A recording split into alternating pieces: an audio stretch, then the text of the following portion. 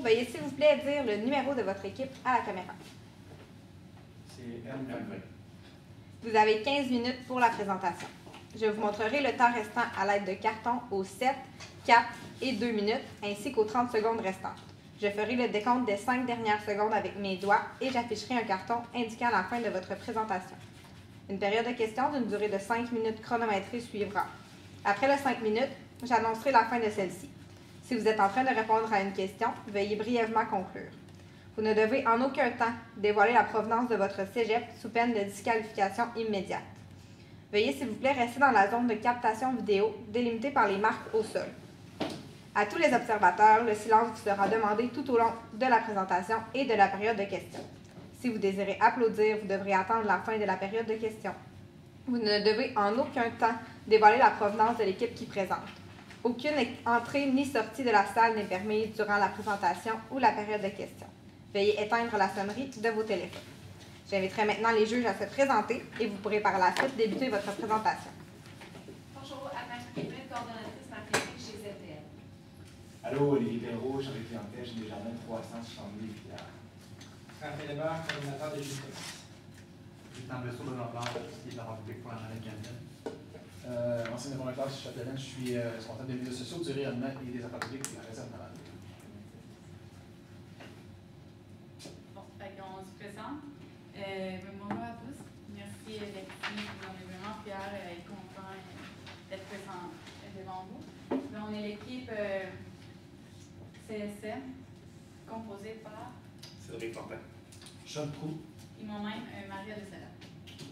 Fait que, le mandat qu'on a trouvé aujourd'hui, c'est d'écrire une campagne de recrutement national pour la réserve navale à niveau national. Et la problématique, c'est que les campagnes de recrutement national ne sont pas conçues assez précisément pour la réserve navale.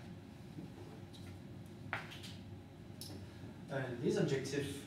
Par contre, les objectifs, c'est vraiment d'augmenter la force de réserve de 1500 membres pour faire un total de 30 000 réservistes. Ça, on va augmenter de 1% par année la proportion de femmes qui sont dans le service. La clientèle cible qu'on a repérée aujourd'hui, en fin de compte, il y en a deux, mais la principale qu'on a trouvée aujourd'hui, c'était les jeunes femmes de 18 à 30 ans, des étudiants postsecondaires, soit au cégep, à l'université, qui souhaitent avoir une carrière enrichissante et motivante, qui veulent avoir des options pour leur futur, puis connaître une carrière qui va vraiment leur passionner, et qui ont aussi le cœur d'aider les personnes en difficulté pendant tout le temps. Pour l'analyse d'effet web, les forces qu'on a vraiment remarquées dans l'entreprise, c'est vraiment ça fait partie du 3e plus grand employeur du Canada, ce qui est quand même très impressionnant. Il y a aussi le concept de la marine unique, dans le fond, qui est vraiment de prendre un soldat, puis vraiment de le former pour qu'il soit polyvalent, qu'il puisse utiliser plusieurs postes, puis même qu'il soit au temps partiel ou temps plein, ce qui est vraiment très impressionnant. Les faiblesses, c'est vraiment le processus d'embauche qui est trop long, donc ça permet des fois de perdre certaines personnes durant le processus. Les avantages dans les emplois qui ne sont pas mis à l'avant dans diverses publicités, dans les diverses kiosques. Les opportunités, c'est que l'image du soldat avec son arme et son uniforme est moins présente justement dans les forces navales, ce qui est très intéressant et ce qui est possible justement de mettre en valeur dans les diverses publicités. La transition entre temps plein et temps partiel est très facile à faire, ce qui est super intéressant pour les jeunes, quand ils commencent dans une entreprise, parce qu'ils peuvent continuer dans la même entreprise à temps plein.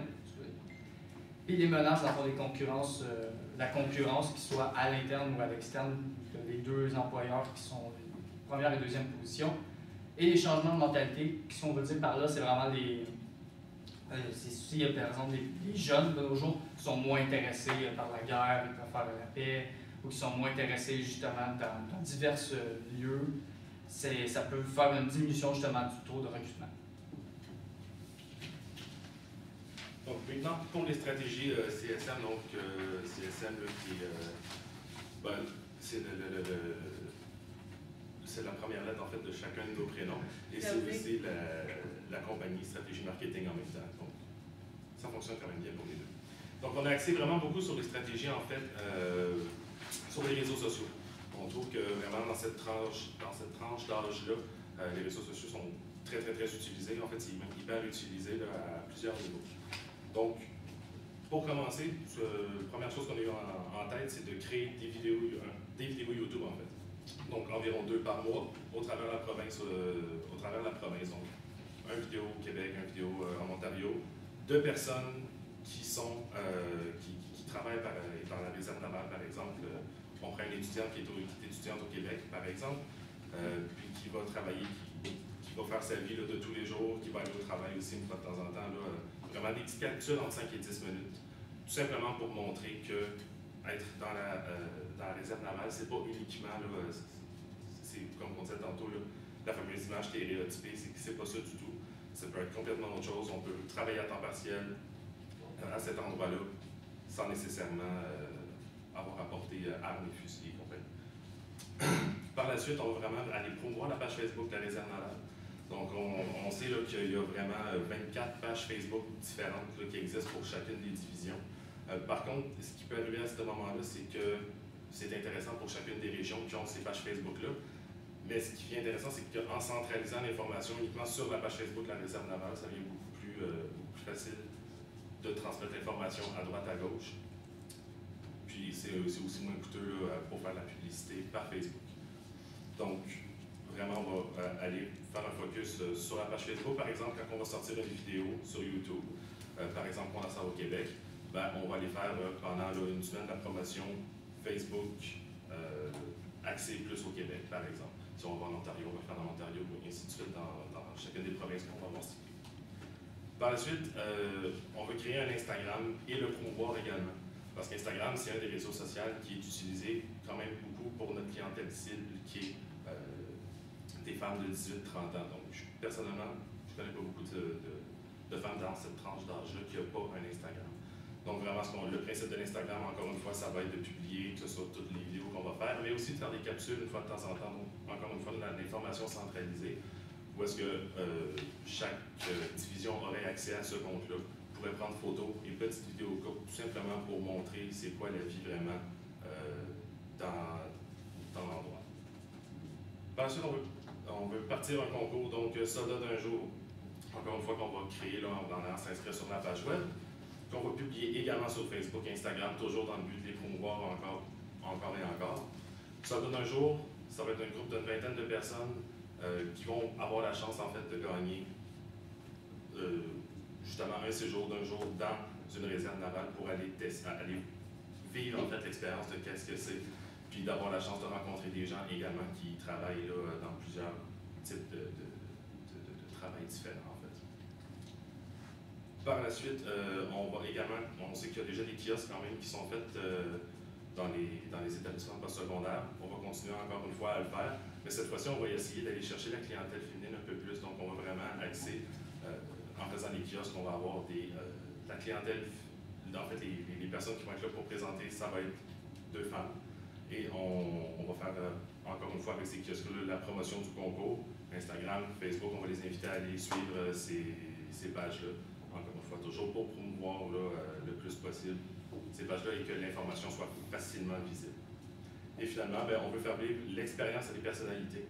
Encore une fois, au niveau du Canada, dans chaque province, on a tous une personnalité quelconque qui ressort. Puis, encore une fois, la publier sur les réseaux sociaux. Donc, par exemple, au Québec, on avait pensé à prendre des sortants d'Occupation Double. Encore une fois, une émission qui est écoutée partout. Donc, ce qu'on peut faire, c'est tout simplement leur faire vivre, encore une fois, faire un court clip, la mettre sur nos réseaux sociaux et aussi lui demander de la mettre sur son réseau social à cette personne-là pour la promouvoir également. Pour l'échéancier, pour les vidéos YouTube, comme mon collègue avait dit, on va en mettre, dans le fond, c'est 2 fois par mois, donc à l'intervalle d'une semaine on en met, une semaine on n'en met pas, pour vraiment avoir on pourrait dire un flow continu dans le fond de vidéos qui continue à visionner, continue à faire la publicité dans le fond justement de la vidéo. Facebook, même chose, on garde le même système, comme ça, dès qu'une vidéo sort, on peut faire la pub de cette vidéo aussi sur Facebook pour vraiment encore là aller chercher le plus de personnes possible, pour vraiment informer le plus de personnes possible. Instagram, on le garde à l'année, vu que notre clientèle cible est vraiment située beaucoup sur Instagram. On va vraiment miser beaucoup sur ça. on le garde à l'année, tout le monde est informé à l'année. Pour le concours, dans le fond, on a deux parties. On a la partie qui est un petit peu plus basse. Dans le fond, c'est que les personnes peuvent s'inscrire pour justement courir la chance de gagner sur le site internet. Et après ça, le concours, dans le fond, il se termine en juin. C'est là, dans le fond, on fait l'été à la fin des classes, justement, pour que post-secondaire et post-secondaire, c'est l'universitaire, puissent participer sans avoir recours à pas lâcher les cours, mais perdre des périodes de cours, etc. Les kiosques, on en met un au début avril, justement, avant les examens de mai, pour post-secondaire et post-universitaire, post-secondaire. Et justement, pendant les cours, comme ça, ils peuvent aller informer. Puis ça permet encore de faire de la pub pour dire vous pouvez rester dans vos cours, vous pouvez travailler les fins de semaine ou les soirs, etc. On en a une en septembre au début des classes et une en janvier au retour du congé de Noël. Pour faire vivre l'expérience à une vedette, on pourrait dire, une personne médiatisée, on va la mettre justement en juin, au début juin, pour qu'avant le concours, avant que la période d'inscription se termine, comme ça permet aux personnes de dire ah, ben, telle personne célèbre a fait ça, je vais m'inscrire moi aussi, j'ai la chance de le faire comme elle. Pour le budget, dans le fond, pour YouTube, on met vraiment 6 000 $ là-dessus. Ça permet vraiment d'avoir payer tout ce qui est équipement, montage, etc., qui est fait à l'extérieur. Facebook, on met 9 000 $, on met des vidéos sur le site. Aussi, on met de la publicité sur le site. On met un bon montant là-dessus aussi. Instagram, dans le fond, c'est le double. C'est à peu près les mêmes coûts que Facebook. Fait on met le double. Comme ça, on a vu que c'est à l'année. Pour le concours, on a 8 000 $ pour tout ce qui est, on pourrait dire, des petits cadeaux, des événements, le dîner, le souper, etc. Kiosque, on met 5 000 $.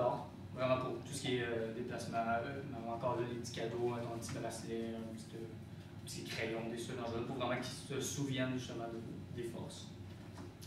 Puis faire vivre l'expérience en vedette, on met 4 000 $ pour que, dans le fond, qu'elle puisse, on aide les gens, je peux prendre une vidéo à nous, puis la vidéo à elle, qu'on ait vraiment du staff. Puis aussi pour payer le montage, encore une fois. Puis dans le fond, tout ce qui est WAP, dans le fond, on augmente d'au moins 1% de la proportion des femmes qui vont se joindre cette année. Et on augmente les forces réserves d'au moins 1500, vraiment. Puis on augmente la présence des réseaux sociaux d'au moins 65% avec la création du Instagram, l'augmentation de tout ce qui est budget dans le Facebook et le YouTube. Pour un total de 50 000 $. Exactement. Donc, en gros, vraiment, les deux objectifs qui étaient de monter la clientèle féminine d'au moins 1% et aussi d'avoir 1500 personnes de plus, on pense vraiment qu'on peut aller le chercher avec toute cette promotion-là au niveau des réseaux sociaux, dont la création d'un nouveau réseau social d'Instagram. Parce que bon, il y a aussi le fait que c'est pas parce qu'on a un Facebook qu'on n'a pas d'Instagram ou vice-versa, en fait, c'est pas parce qu'on est sur c'est pas tout le monde qui est sur les deux réseaux sociaux. Donc, vraiment, en faisant la publicité comme ça, on pense vraiment pouvoir aller chercher la clientèle féminine, au moins avoir 1% de plus de différence avec ce qu'on avait déjà l'an passé. Puis on pense quand même pouvoir monter en même temps le nombre d'inscriptions de 2500 personnes encore plus. Donc, on néglige pas totalement la clientèle masculine non plus, mais on essaie vraiment d'attirer plus de femmes que d'hommes pour vraiment avoir ce pourcentage. Merci de la question. Moi, j'en ai 3 reliés aux réseaux sociaux. Ma première, c'est qui gère les pages Instagram et Facebook? Est-ce que c'est les forces ou une compagnie externe? Ça va être les forces. Okay. Donc, les forces vraiment qui géreraient toute l'information qui passerait tout simplement. Donc, oui, ça engendrait évidemment quelqu'un qui s'occupe de ça, probablement plus en permanence. Okay. Parce qu'il y a beaucoup d'informations qui vont passer, mais oui, effectivement, ça serait les forces, ça serait pas une compagnie externe. On garde vraiment tout à l'intérieur. All right. Puis pour ta slide sur les budgets, il y avait Facebook 9 000, Instagram 18 000. Ces prix-là, c'est relié à quoi? Ces montants-là? Dans le fond, ces prix-là, c'est vraiment relié à tout ce qui est, dans le fond, les personnes qui s'occupent de la page, tout ce qui est équipement, par exemple, pour prendre tout ce qui est photos, vidéos, etc. Okay. Si on met de la publicité sur Instagram, sur Facebook, il y a des coûts qui sont engendrés à ça aussi. Là. Des coûts pour les publicités et puis des coûts pour la maintenir aussi. tout dépendant du certain forfait qu'on va chercher. Là. Si on va chercher un forfait un peu plus vu de base, le coût va être moindre. Si on va chercher quelque chose qui est un petit peu plus gros, dans le fond, les coûts vont être augmentés par ça.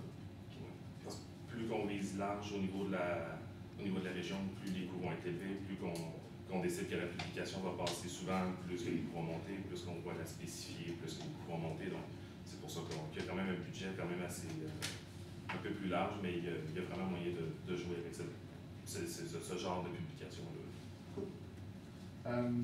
Concernant, j'avais deux questions, moi. Première question, tu veux faire augmenter la présence des réseaux sociaux de 65 %. Je suis curieux de savoir où tu as pris ce chiffre-là, il vient de où, comment tu as 65 %, c'est quoi ton point de départ, 65 % de quoi? Ben, en fait, à la base, si on prend Instagram, il n'y a juste rien de base, donc c'est sûr que ça c'est 100 % d'augmentation. C'est 100 % d'augmentation. Ben, pour Facebook, par exemple, il y a 900 personnes déjà qui est là. Donc 65 %, même que je dirais que c'est 585. 585? 585, ça donne 1485 likes sur ma page Facebook. Oui, c'est ça.